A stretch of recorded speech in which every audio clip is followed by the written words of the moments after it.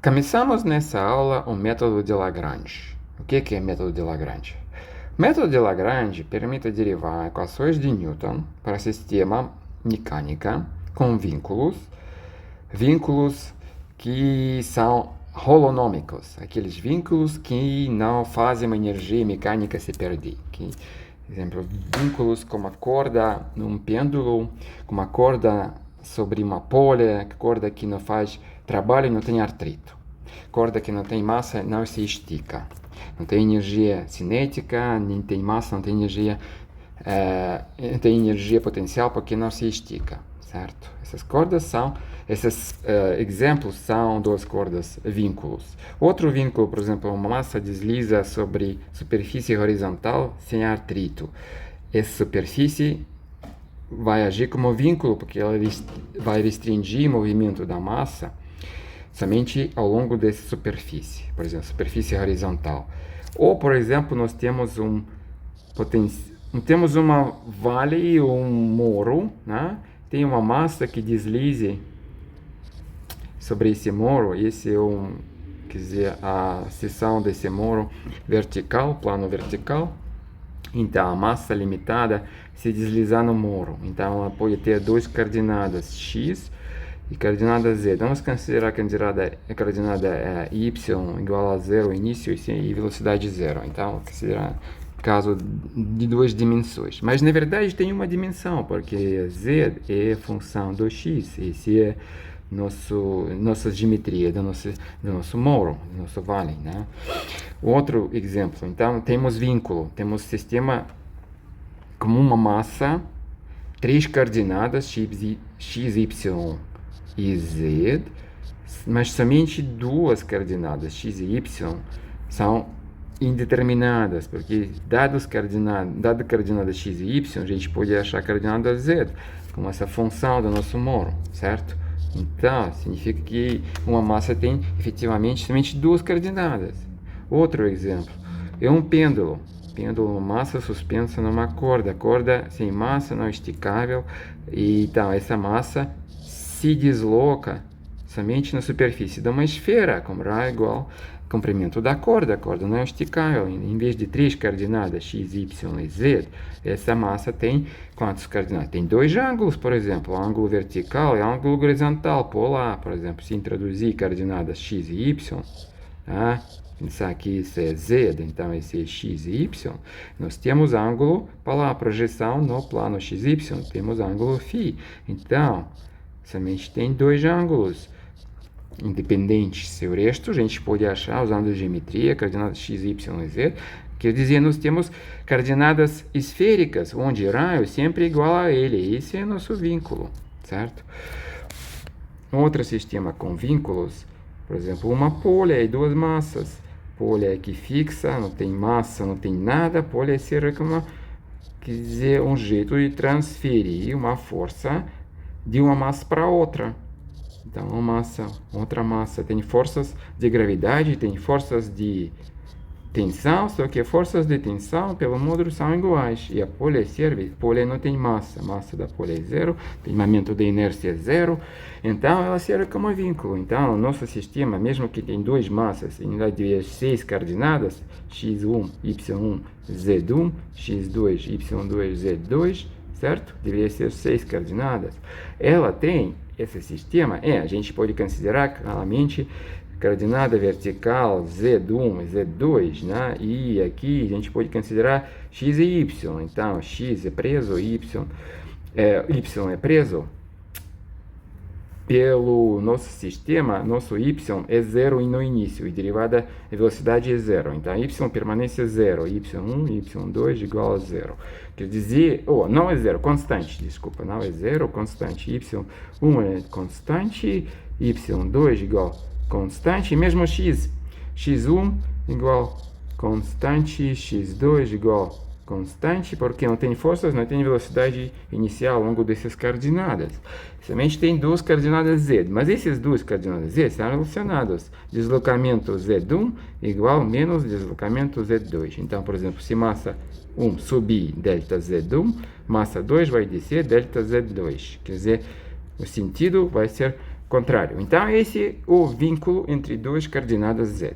Então, nosso sistema, apesar de ter duas coordenadas z, tem uma, porque a outra anda como vínculo. Então, vínculo é a relação entre as coordenadas de pontos materiais. No geral, nosso sistema pode consistir de n pontos materiais, i igual a 1 a n. E tem vários vínculos. E em vez de ter 3n coordenadas de cartesianas, x, y, z para cada ponto material, nós podemos ter bem menos. Por exemplo, nós temos coordenadas generalizadas. Lembra que pode ser ângulo, pode ser coordenada de cartesiana, né? Então, vamos pensar que nós temos somente esse coordenadas. Esse menor do que 3n. Tem vínculo. No geral, não tem vínculos, também pode funcionar. Pode pegar coordenadas Q como coordenadas x, y e z. Só renumerar assim que x é x1, y é x2, z é x3. Então, nós temos 3n coordenadas. Claramente, pelo menos uma coordenada deve existir, senão não tem o que resolver. E o que significa essas coordenadas generalizadas? Pela geometria do sistema, nós temos a expressão de coordenadas de cada ponto material como função desses S. E talvez o tempo. O vínculo pode, por exemplo, depender do tempo.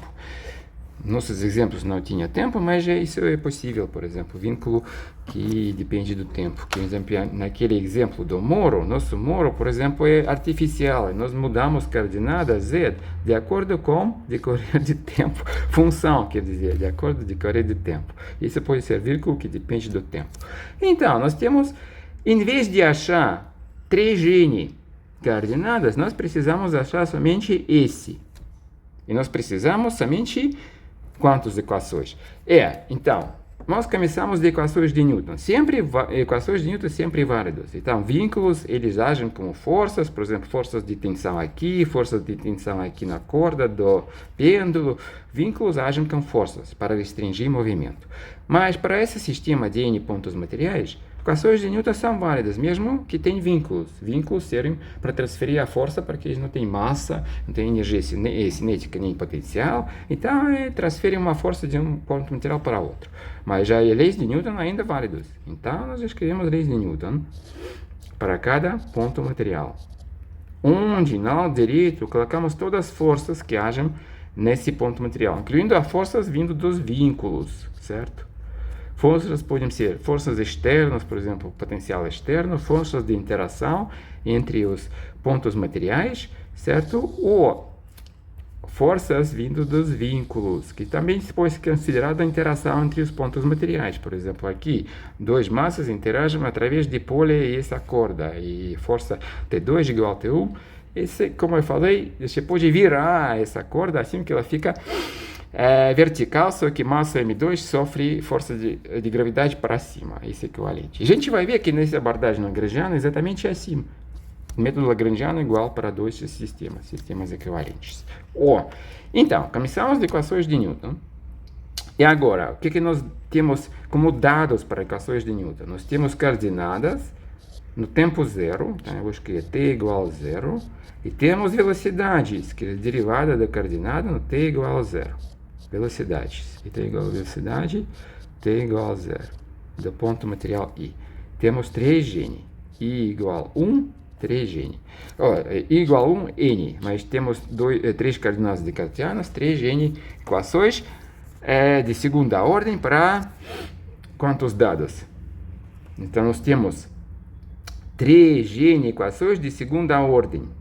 Então, 6n. Quantos dados iniciais? 3 coordenadas, 3 velocidades. Coordenadas, velocidades. 6n. Então, a gente pode resolver equações de Newton. Mas, nesse caso, eu preciso achar todas as forças, incluindo as forças dos vínculos. Isso eu não quero. Só me interessa o movimento possível. Mas esse movimento que, de acordo com o vínculo, é possível. Por exemplo, essas massas não podem deslocar assim, que massa M1 baixa dz1 e massa M2 baixa dz2, certo? Esses movimentos não relacionados. Isso não pode acontecer porque o vínculo não permite isso. Então, em vez de resolver equações de Newton, considerar os vínculos como forças, eu posso restringir minha abordagem para resolver somente equações para essas coordenadas generalizadas. Então, por exemplo, em vez de ter 2z daqui, eu vou ter z1, mas z2 igual z2, então, é igual menos z1 mais uma constante, porque é deslocamento do z1 invoca deslocamento do z2 no sentido contrário, certo? Então, nós temos vínculo aqui. Como é que fazer isso? Então, a primeira coisa a observar é que nos dados iniciais, na verdade, nós podemos ter somente esse coordenadas, porque nós sabemos que vínculos fazem o seguinte, que cada dos coordenadas descartianas, ou 3 coordenadas descartianas de ponto I, são funções dessas coordenadas generalizadas. E se eles são dados no tempo inicial, isso implica que nós sabemos coordenadas de todos os pontos materiais no tempo inicial. Então, nós temos esse dados para 3n. Segundo, nós temos derivadas, velocidades. Velocidades são, de acordo com a expressão do coordenada do vetor RI, uma função dos coordenadas generalizadas, nós podemos calcular a derivada completa. Significa que toda coordenada generalizada depende do tempo. Aqui eu vou usar a convenção do Einstein, quer dizer, somatória sobre índice repetido, para não escrever somas, certo? Mas esse RI, esse vínculo depende do tempo, tem derivada parcial sobre tempo. E essa derivada completa de RI sobre tempo. Imagina, você sabe como todas as coordenadas generalizadas dependem do tempo, substitui nessa fórmula aqui, e você vai ter a velocidade. Então, acontece, se você já sabe coordenadas generalizadas no tempo inicial, você vai calcular essas derivadas e colocar que o alfa o t igual a zero, certo? Aqui. E aqui também, que o alfa o t igual a zero, nessa fórmula, aqui, nessa derivada. E aqui, o dado adicional que falta é derivada do coordenada generalizada no tempo inicial. Isso implica, sabendo esses dados, sabendo coordenadas generalizadas no tempo zero, esses dados, e esses dados aqui, porque alfa varia de 1 a esse, velocidades iniciais, você vai ter 3n mais 3n. 3n velocidades, 3n coordenadas, 3n velocidades. Então, nós temos dessa observação, somente precisa saber dois esse dados, quais? Coordenadas generalizadas no tempo igual a zero e velocidades generalizadas no tempo igual a zero. Esses dados suficientes para achar dados iniciais nas equações de Newton. Ok. Boa observação. Então, não preciso saber xn dados, somente 2g. Agora, talvez exista uma possibilidade de reescrever equações de Newton assim que eles descrevam somente equações, movimentos permitidos pelos vínculos. Por exemplo, qual é o movimento permitido pelo vínculo aqui no exemplo do pêndulo?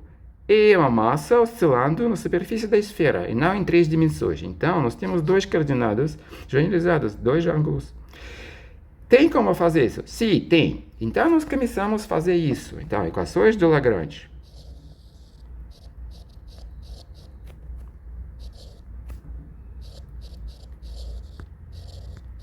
Equações do Lagrange. São equações do Newton projetados na superfície de movimento permitido. Quer dizer, no pêndulo, isso é superfície. No geral, esse se chama subespaço, parte do espaço permitido pelo vínculos, onde nossos pontos materiais fazem movimento. Por exemplo, no primeiro exemplo, nosso espaço, na verdade, é essa curva. Esquecendo a coordenada y, presa, né? Duas coordenadas z de x, nós temos somente uma curva, essa aqui, no nosso moro vale, onde essa massa pode deslizar. Então, esse não é um plano z de x, mas uma curva somente. certo? Então, nós fazemos exatamente isso. Nós fazemos o seguinte, nós pegamos a equação de Newton para ponto I, que é a segunda derivada, igual Fi, certo? Observa aqui, 3N. E nós vamos projetar esse movimento. Observa que se nós temos mais do que um ponto material, por exemplo, nesse exemplo de duas massas, com pole, né? Nós projetamos equações de Newton para ambas massas no coordenadas Z. Então, no geral, nós projetamos esses 3N equações de Newton, ou N vetoriais, certo? Na verdade, N vetoriais, equações de Newton, no S equações para coordenadas generalizadas. Como é que fazer isso? O que significa projetar? Em vez de RI, a aceleração, em espaço de 3n dimensões, nós vamos ter essa aceleração projetada num vetor que quer dizer tangencial à mudança da coordenada alfa. Então, nós vamos ter essa equação assim. E, como eu falei, se tem mais que uma massa, nós projetamos todas as equações de Newton para todas as massas no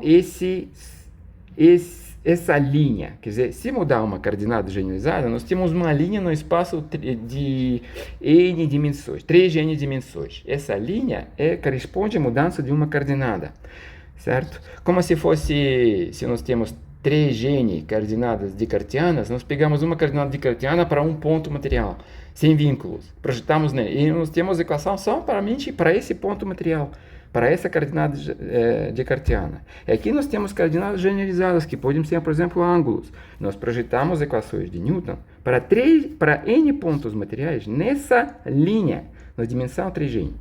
Isso significa que nós precisamos fazer somatória e multiplicar ambos lados da equação para esse vetor. Esse vetor não é normalizado, esse vetor não é módulo 1. Isso nos não importa, por enquanto. Nós projetamos desse jeito. Importante que ele não é zero.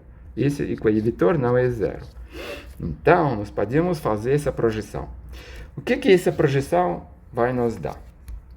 Para ver isso, nós precisamos algumas identidades para essas equações, para essa expressão, para a expressão de coordenada de ponto I, vetor, como função das coordenadas generalizadas e tempo, no geral. Então, nós fazemos as seguintes observações. Então, velocidade, derivada sobre tempo completa, igual derivada de QI, RI sobre Q alfa, derivada Q alfa sobre tempo e derivada parcial sobre, devido a esse tempo aqui, presença desse tempo, derivada parcial sobre tempo. Essas derivadas parciais são, na verdade, derivadas sob condição que outras coordenadas de tempo são fixos. Então, simbolicamente, eu vou escrever assim, que Q e T, onde o Q ou coordenadas são fixas, ou coordenadas de tempo fixo, certo? Menos aquele que a gente vai usar para derivar, certo? Então, isso que a gente deve ter em vista, que essas derivadas parciais significa que outras coordenadas, outras variáveis são fixos. Quais são outros? Q e T. Então, aqui nós temos coordenadas Q e T. Então, Q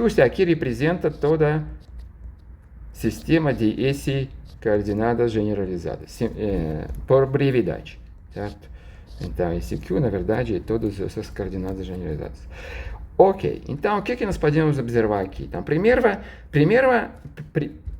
coisa, talvez óbvia, talvez não, que se considerar derivada, quer dizer, velocidade do ponto I, como função não somente das coordenadas e tempo, mas função das coordenadas derivadas das coordenadas e tempo. Certo? Nós temos velocidade. Isso é o que? Velocidade depende do... Então, agora eu vou escrever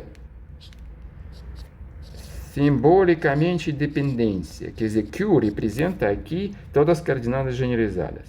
Então, nós temos derivadas das coordenadas generalizadas e tempo. Essa é a função de quanto? 2s mais 1 variáveis. Então, aqui tem 2 e esse mais 1. Tempo. Aqui nós temos 2s mais 1 variáveis, certo? Então, se escrever assim, se observar que isso é assim, eu posso observar também o seguinte, derivada parcial sobre Q alfa, derivada do Q alfa agora serve como variável. Quando todo o resto é fixo, quer dizer, derivadas do Q que não são alfa, beta, não são fixos. Isso é pela equação em cima, pela essa equação que nós temos aqui, ó. Isso é a definição dessa função. Pela essa equação aqui, isso é igual dRi, porque ela é linear em derivadas das coordenadas generalizadas, certo? Derivada, velocidade linear em derivadas das coordenadas generalizadas. Então, pegando derivada sobre derivada da coordenada generalizada, nós temos que isso, na verdade, é isso. Só que aqui, essa função R, I, ela depende de Q e T. Então, isso que nós temos como identidade. Certo?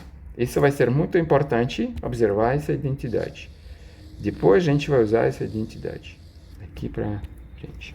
Então, agora nós observamos nossa projeção das equações de Newton sobre movimento permitido. Então, observam somente um termo, MI, RI, segunda derivada de RI sobre Q alfa. Isso, pela nossa identidade aqui em cima, isso na verdade é isso. Também, segunda derivada, que é a aceleração, derivada da velocidade sobre derivada da coordenada generalizada. Só que aqui era Q e T, aqui tem Q, derivada do Q e T como variáveis, certo? Então eu vou começar disso e observar que, na verdade, o lado direito pode ser simplificado ainda mais. Então, nós vamos ter soma. Então, eu vou escrever a soma agora.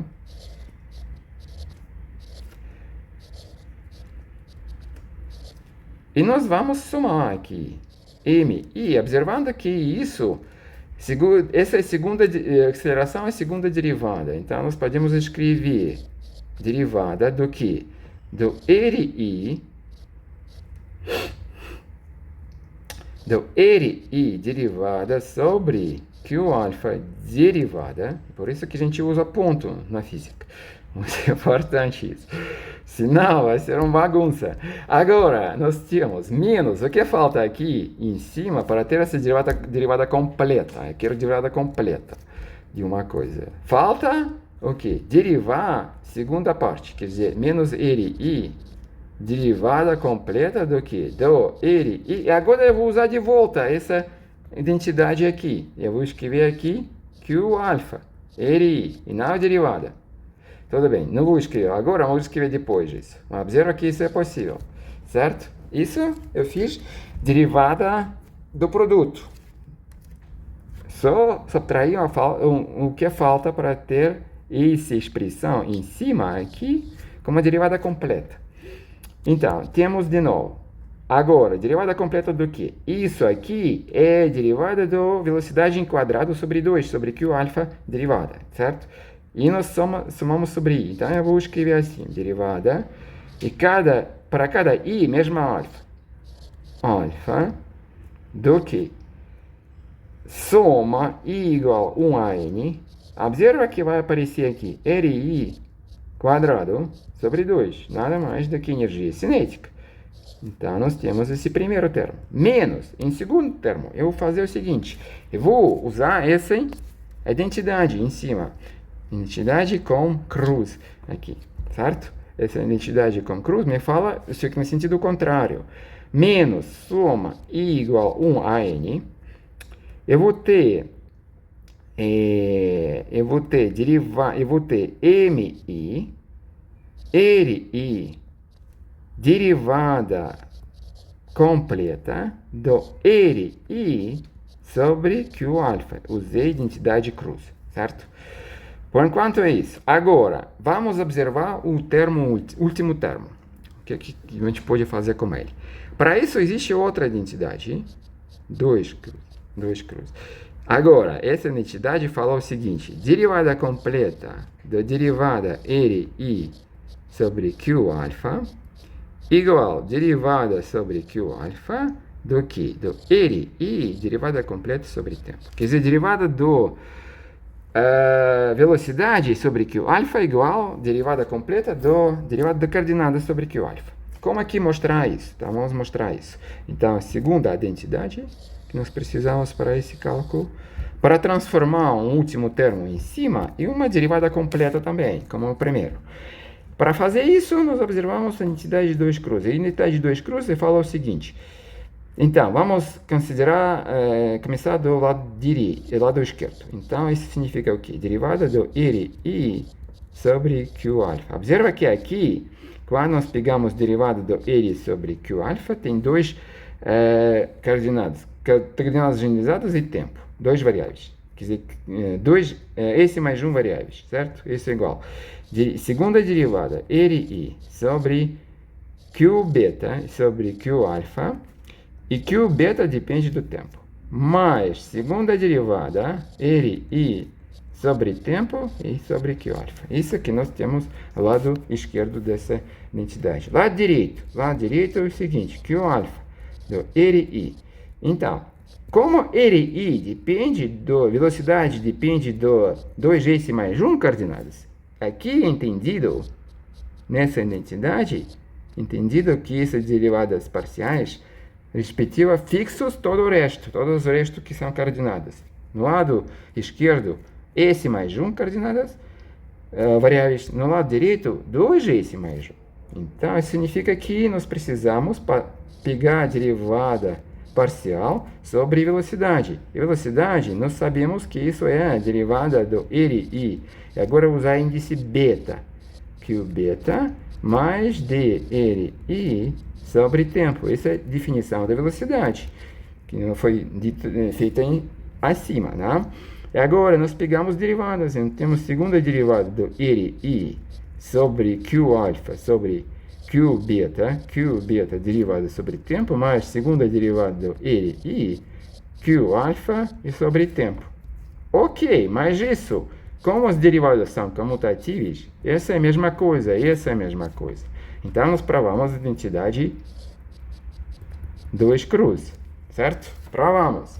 E agora vamos usar a identidade dois cruz para transformar a nossa fórmula aqui, segunda parte, em derivada completa. O que é que nós temos que transformar? Nós temos que transformar I igual a 1 a N, MI, RI, derivada sobre tempo, derivada completa do R, derivada RI sobre Q alfa.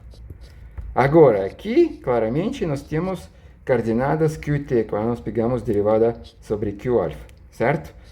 Usamos a identidade 2 cruz, e isso significa que essa mesma expressão tem segunda forma, que é o seguinte: nós temos derivada sobre Q alfa do RI.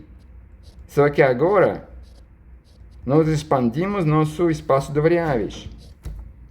Temos 2s mais 1, certo? Eu não vou escrever isso aqui, mas isso é implicado aqui, porque essa função, a velocidade, ela depende das coordenadas, derivadas das coordenadas e tempo. E agora, o que nós vemos no lado direito, a última fórmula? Nós temos aqui derivada do quadrado. E o alfa igual a 1, velocidade em quadrado, sobre 2, né? M. E a mesma coisa que nós temos no aquele lá, primeiro termo. Então, o que nós temos? Nós começamos a lei de Newton, aqui, projetado nesse vetor aqui, derivada da coordenada RI, vetor RI sobre Q alfa, certo? Nós chegamos à expressão onde uma parte derivada completa, derivada parcial da energia cinética total sobre derivada da coordenada Q alfa generalizada, derivada completa sobre tempo, menos uma coisa que ainda não era derivada completa, agora é. Essa é a derivada completa. Então, nós temos conclusão da nossa derivação. Lei de Newton para N pontos materiais, projetado No movimento permitido ao longo do Q, a coordenada Q alfa, lado esquerdo dele, igual. Derivada completa, derivada parcial do que? Da energia cinética, menos derivada parcial Q alfa do que? Da energia cinética. Onde energia cinética é a soma das energias cinéticas dos pontos materiais, onde essa energia cinética, obviamente, é a função das derivadas das coordenadas generalizadas e tempo. Esse é o lado esquerdo da lei de Newton. E lado direito da lei de Newton, e lado direito. Então, nós temos d sobre tempo, d sobre q alfa, derivada, energia cinética, menos energia cinética total do sistema, igual soma todas as forças, agindo cada força completa no ponto I, projetados, soma sobre I, então, por que é aqui? Soma sobre I, então, e aqui também tem no vetor da posição. Isso é a nossa equação de Newton agora. Agora observamos o lado direito. Forças projetadas nessa curva, ao longo da coordenada Q alfa, generalizada. O que isso dá? Forças têm duas partes. E agora nós vamos introduzir as forças potenciais. Força potencial é menos gradiente do potencial, que depende do N vetores e talvez tempo, que pode ser potenciais da interação entre pontos materiais. Potencial da força externa, certo? Então, QI, U significa derivadas do XI mais derivada do YI, 3 vetores descartianas unitárias, coordenadas descartianas, ZI. Isso é a definição do gradiente. Então, cada componente da força, por exemplo, componente X da força I, igual menos du sobre XI. Observe que U é soma de todas as potenciais de interação externos. Qual que tem, certo? Agora, nós temos que observar o seguinte. Então, essas forças potenciais, tem forças dissipativas, que não são potenciais. Essas forças não têm potencial, e não posso dizer nada sobre eles. Por exemplo, forças de atrito. Certo? Isso nós vamos deixar como é. Então, nós vamos introduzir as forças generalizadas. Força generalizada é exatamente essa soma no lado direito da equação de Newton, que nós estamos derivados ao longo da coordenada Q alfa. Todos os pontos materiais que têm massa e sofrem força, essas forças projetadas ao longo da coordenada Q alfa. Então, as forças generalizadas. Então, essa força generalizada. Força alfa generalizada. Ok, o que é? Agora vamos demonstrar o que essa força é no caso de forças potenciais. Força potencial é aquele gradiente. Então, força potencial alfa igual soma somente sobre as forças potenciais. Então, eu vou escrever aqui menos gradiente de um potencial projetado gradiente nesse vetor, certo? Observa que nós somos N gradientes, que tem N coordenadas vetoriais, cada um desses gradientes projetados nesse vetor. Mas isso é o quê? Isso é menos, por exemplo. Então, como é que entender isso? Nós podemos somar as coordenadas x, y e z. Então, aqui vai ter... Então, por enquanto. Aqui vai ter vetor de 3 coordenadas, ou esse vetor aqui. Então, aqui vão ter essas coordenadas descartianas, certo? Derivadas de coordenadas descartianas sobre a coordenada generalizada alfa. Então, eu vou escrever aqui. I igual a 1 a n, x, du sobre x alfa, certo? Não x alfa, xi, ponto, coordenada descartiana do ponto material I, coordenada x, q alfa. Mais du sobre yi de y e q alfa. Por quê? Porque esses vetores unitários do sistema de coordenadas descartianas, mais du sobre zi dzi q alfa. Isso é o que? Nossa função u é a função de coordenadas descartianas. 3N. De coordenadas descartianas são funções de coordenadas generalizadas, S e tempo. Então, U é função do coordenadas Q e tempo. Então, essa, na verdade, é derivada do U sobre Q alfa, com sinal menos porque tem em frente. Onde isso depende de coordenadas generalizadas e tempo. Então, a força potencial, pela analogia de força potencial generalizada, pela analogia de força potencial normal, de cartiana, que são coordenadas descartianas, e aqui ela é gradiente do potencial, menos gradiente do potencial. Aqui ela é menos derivada do potencial ao longo daquela coordenada generalizada. Mas gradiente é o quê? Por exemplo, coordenada x aqui, para ponto material I. Ela, força que haja no ponto material I, ao longo do x, ela é menos derivada do potencial sobre xi.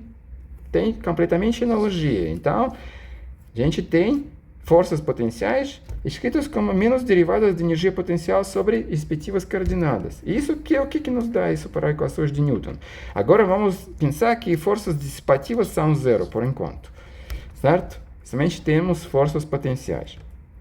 Se eles não são zero, nós vamos ter o lado direito de equações. Por enquanto, consideramos que forças somente potenciais. O que nós temos até agora? Até agora nós temos derivada completa, derivada sobre Q alfa, da energia cinética total do sistema, menos derivada da energia cinética total sobre a coordenada Q alfa, igual a força generalizada. Mas isso é, na verdade, menos energia potencial sobre Q alfa. Vamos ver o que depende do que? Energia cinética aqui depende, no geral, das derivadas das coordenadas generalizadas e tempo. Energia potencial depende das coordenadas generalizadas e tempo. Então, eu posso escrever aqui, então, essa derivada parcial sobre Q alfa, que é fixo, Q e T. Mas eu posso escrever Q com vírgula, derivada do Q e T. Simplesmente porque U não depende das derivadas. Não entram aqui. Eles não entram aqui, certo? Então, eu posso escrever, eles são fixos ou não importa.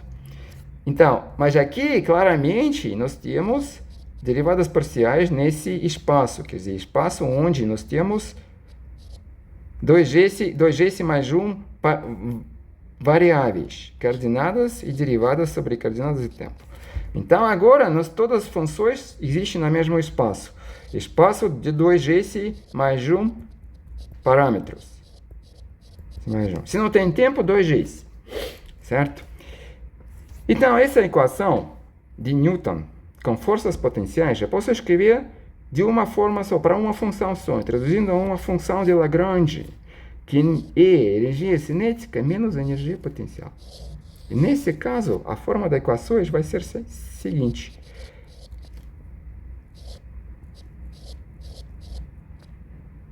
Desse lambda. Essa lambda é uma função 2s mais 1 parâmetros. Isso que é importante.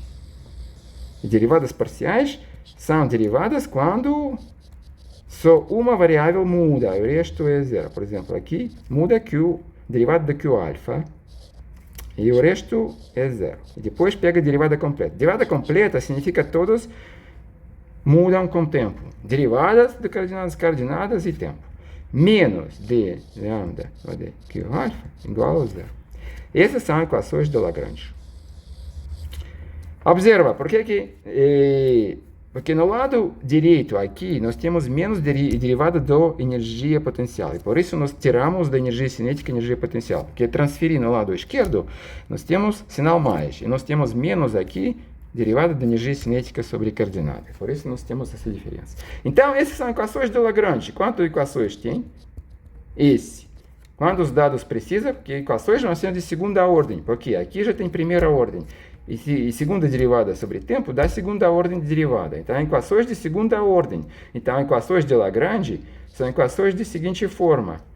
Isso, talvez uma função aqui, que depende da derivada dos cardinais. Então, a forma das equações vai ser assim. Função, segunda derivada, certo? Mais outra função.